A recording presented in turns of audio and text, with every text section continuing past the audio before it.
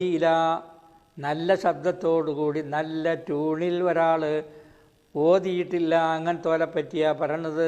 കൗലി താല അവലം അലൈക്കൽ കിതാബ്, കിതാബിനെ നാം നിങ്ങളുടെ മേൽ ഇറക്കി തന്നു എന്ന ഈ ആയത്ത് നോക്കൂ.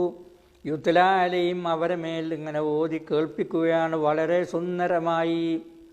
ഹദ്ദസനായ യഹ്യ ഇബ്നു ബുകൈരിൻ ഖാല ഹദ്ദസനി ലൈസു അൻ ഉഖൈലിൻ അൻ ഇബ്നു ശിഹാബിൻ റളിയല്ലാഹു അൻഹു ഖാല അഖ്ബർനി അബൂ സലമത്ത് ഇബ്നു അബ്ദുർറഹ്മാൻ ഇബ്നു അഫ്ഫാൻ അബീ ഹുറൈറ റളിയല്ലാഹു അൻഹു അന്നഹു കാന യഖൂലു, അദ്ദേഹം പറയാറുണ്ടായിരുന്നു, ഖാല റസൂലുള്ളാഹി, റസൂലുള്ള പറയാണ്, ലം യഅ്ദനില്ലാഹു ലിനബിയ്യിൻ മാഅദന ലി നബിയ്യിൻ, നബി സല്ലല്ലാഹു അലൈഹി വസല്ലം യതഗന്നാ ബിൽ ഖുർആൻ, ഖുർആൻ കൊണ്ടിങ്ങനെ മണിച്ച് ഓതുന്ന സന്ദർഭത്തിൽ അത് കേൾക്കാൻ ഇഷ്ടമുള്ളതുപോലെ അള്ളാഹ് വേറൊന്നിലും ഇഷ്ടം കാണിച്ചിട്ടില്ല. ഖുർആൻ ഓതുക, സുന്ദരമായ നിലയിലുള്ള ഖുർആൻ്റെ ഓത്ത്, അതാണ്, അതിലേക്കാണ് കൂടുതൽ കാതു കൊടുത്തത്.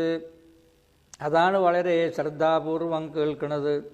വഖാല സാഹിബുൻ ലഹു, തൻ്റെ ഒരു സ്നേഹിതൻ പറയാണ്, യുരീദു യജ്ഹറു ബി എന്നർത്ഥം.